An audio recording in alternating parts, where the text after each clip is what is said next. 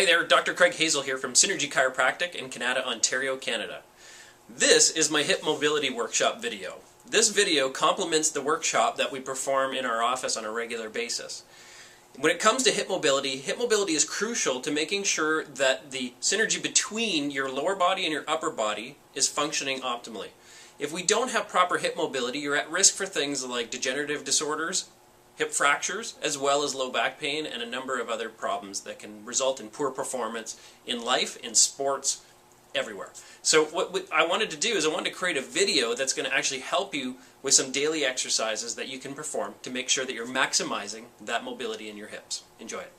Okay, so the first exercise that we're going to be doing is called hip rotations. Simply laying flat on your back, you're just going to let your feet rest against the ground, and you're just going to let your hips fall all the way to the left. All the while, I want to try and keep my shoulder blades flat against the floor. I'm going to let my hips rotate all the way to the right. Again, keeping my shoulder blades against the ground the whole time.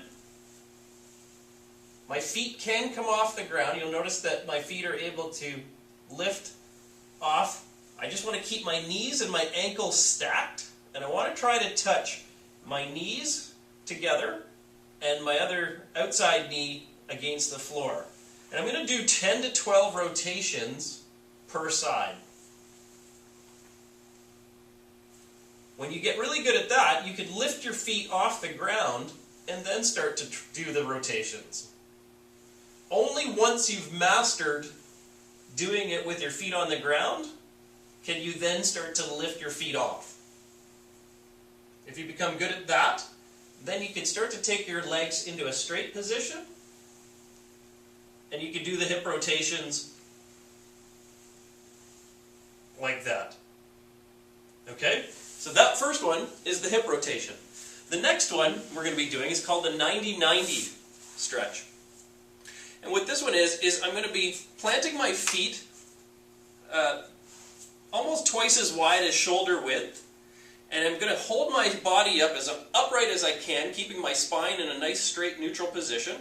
And I'm going to let my knees fall to one side, all the while making a 90-degree angle with my knee and then my other knee and hip. Next, I'm going to just drop to the other side, then the other, and again, I'm going to go for 10 to 12 on each side. The whole time I want to try and keep my spine nice and straight and staying as upright as I possibly can.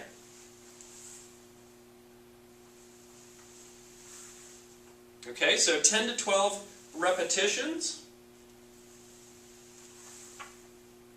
So that is called the 90-90 stretch. The next one we're going to be doing is called the grok squat. But what we're going to do is a slight variation. A grok squat is simply getting down into as deep of a position as you possibly can. If this is really hard on your knees or your low back, you can always put a bolster or a stool or something underneath your buttocks so that way you can just rest on that. I'd rather see you do that than compromise your form. When we do this one, I want to see the angle of my feet slightly flared, and I want to see my knees lining up over top of my toes. Common mistakes I see is that the feet are really flared, but the knees are caving in. We don't want that. What we want is to get the toes as straight forward as we can with a slight flare, and the knees coming straight over top of the center of the middle toe. In this position, what I'm going to do is I'm going to plant my hand down, I'm going to push my outside knee out, then I'm going to try and touch that knee to the ground, I'm going to push back out. So I'm going to do 10 to 12 internal and external rotations of my hip. Okay, so 10 to 12 on each side. Then I'm going to do 10 to 12 on the outside. Again, I'm pushing against my knee to try and open up that whole entire hip and groin. I can let my foot come off the ground slightly, so I'm on the edge of my foot. I bend down, try to touch the toe, turn out, stretch with a straight arm, and a stretch. Okay, so that's the grok squat with the internal and external rotation. The next one we're going to do is the hamstring stretch. Simply put, this one actually can be done quite easily on a chair. So if I was to do it on a chair, these are great to do at work, by the way. I'm going to sit up nice and tall, very straight, neutral spine.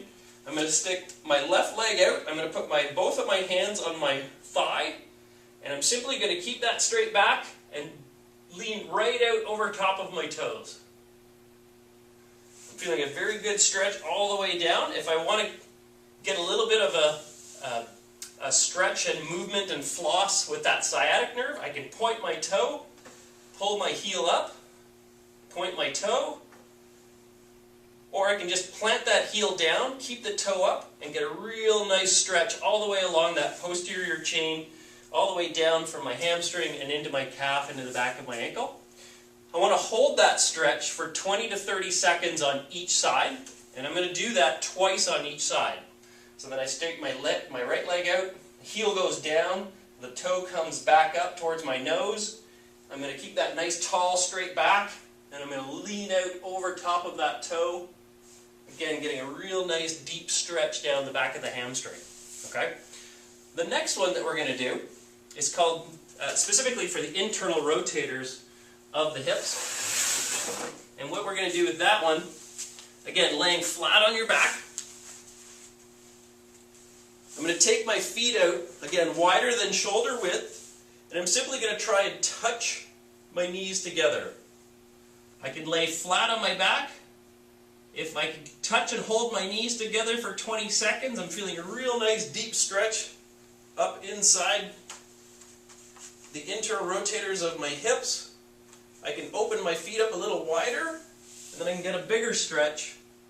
So you can gauge how much of a stretch you can get. If you can go really wide, and you feel like you're not getting enough leverage, you can lift one leg over and draw that other leg down. So now I'm getting even more of a stretch, and I'm also starting to feel it through my low back, into my buttocks, and into the back of my leg. Again, with these, I'm going to hold for 20 to 30 seconds, and I want to do probably 2 to 3 times on each side. A lack of internal hip rotation is one of the most synonymous reasons why hip fractures are so rampant in the elderly, as well as why degenerative disorders of the hip start. It's a lack of that internal rotation, to be able to internally rotate the hips and get that femur to rotate in. Okay? The next one we're going to do is called the pigeon pose. And the pigeon pose is a classic yoga maneuver, or yoga pose I should say. What I'm going to do is, starting off on all fours, I'm going to bring my left foot up underneath my right shoulder, and I'm going to bring my right knee on the outside of my left ankle. So now I'm in a nice straight line position. I'm going to keep my back very flat, very neutral, and I'm just going to bend down towards the floor, keeping nice and straight. My spine and my back leg should all run in a straight line. In that position, if you find that's too easy, you can sink deeper into the stretch by pushing your back leg back. If that's still too easy, then you can come down onto your elbows, keeping that nice flat back. Okay, so you're going to hold that for 20 to 30 seconds on each side. You can then switch your legs. So again, if I go back to the starting position, I'm going to bring my right leg underneath my left shoulder, my left knee over my right ankle. I'm going to get that nice deep stretch, sink deeper into it. I'm going to come down onto my elbows, keeping my back as flat as possible. And again, I'm going to hold that for 20 to 30 seconds.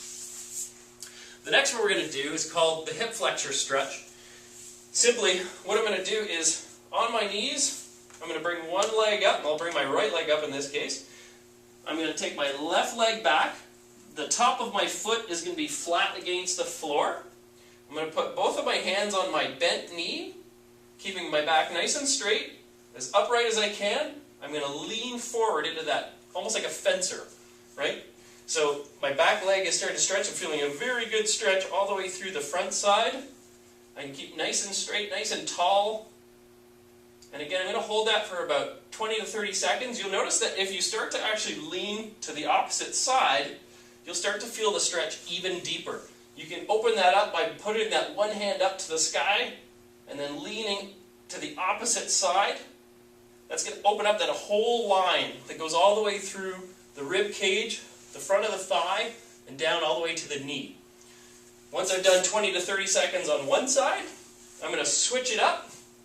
Again, front leg's bent and forward, hands are on that thigh, back leg is back, foot is flat against the floor, nice and tall, and I'm just going to lean forward, holding that for 20 to 30 seconds.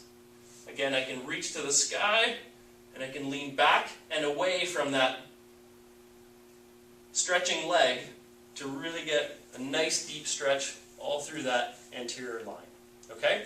So, these are the chosen hip mobility exercises. There's many, many more, but this is a really good start.